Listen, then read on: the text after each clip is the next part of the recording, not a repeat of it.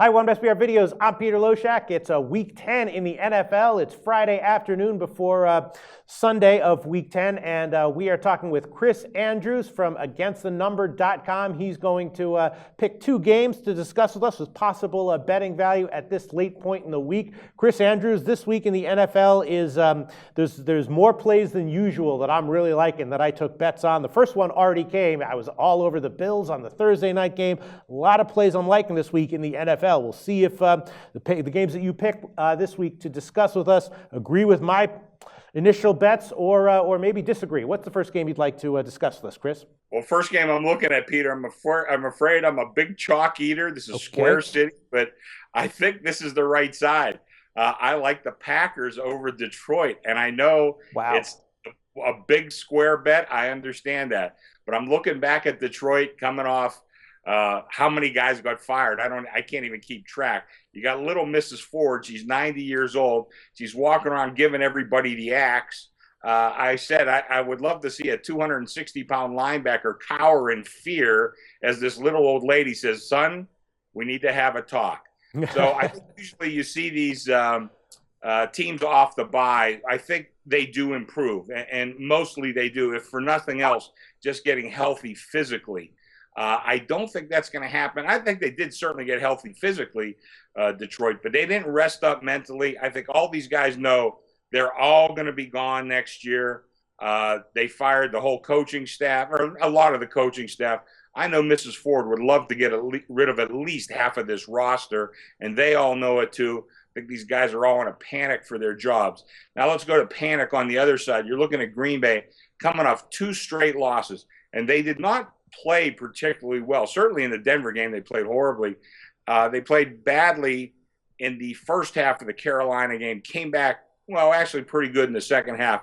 But still, I think it uncovered some problems for Green Bay. And you have to wonder, how are they going to react to those problems?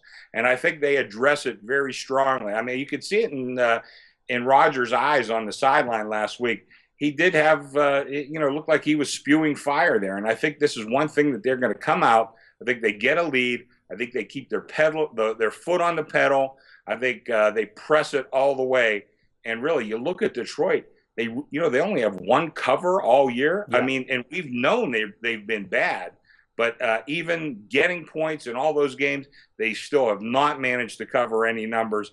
And I think Green Bay now coming off those 2 losses. Like I said, Peter, I'm almost ashamed to say such a square pick. But I do like Green Bay. I think they just waxed this team this week. Well, I'll tell you what, Chris Andrews, a lot of plays I'm liking this week in the NFL. The Detroit-Green Bay game, though, so far, as of right now, has been a complete pass for me. I did discuss this game, though, at length with Brent from BetDSI, and he told us that, of course, Green Bay, huge public play. Public is all over Green Bay. He did tell us that notable sharp action came in on Detroit, but then I stopped him. I stopped him dead in his tracks, Chris Andrews, and I said, Brent from BetDSI, you've told us a lot of plays that the Sharps have liked this year that have turned out to be very sharp, very winning plays. But he's also told us that the Sharps repeatedly have been taking Detroit week in and week out this year. They've been losing each time, most notably in the London game. He told us that he got multiple Sharp accounts coming in on London. Of course, they got blown out. It was a horrible pick. I said, Brent, what are you talking about here? The Sharps are on Detroit again. He said, Peter, I can just tell you what the action is. So you might be right here, Chris Andrews. I certainly wouldn't bet Detroit here myself. If I had to make a bet, it would be on Green Bay. Interesting analysis, Chris Andrews. What's the second game you'd like to discuss with us? Well, second game I think this is a pretty tough game, but I'm going to go with the Cardinals against Seattle. Mm-hmm. And this is one of those games I think that all year we're just going to wait for Seattle to get back to that form that took them to a Super Bowl, that won them a Super Bowl. But this year's team just is not quite that good. They're missing some guys along the offensive line. Lockett, or however you pronounce his name, he's gone now for the season. This is a team also, one of the things, Peter, that I looked at, they run the ball as a percentage of their offense more than any other team in the NFL other than Tampa Bay, who, of course, has a rookie quarterback. So they really concentrate on running the ball. Running the ball against the Cardinals is going to be extremely difficult. They allow 90 yards a game rushing. That's second best in the NFL. Okay, so it's going to be hard for them to run.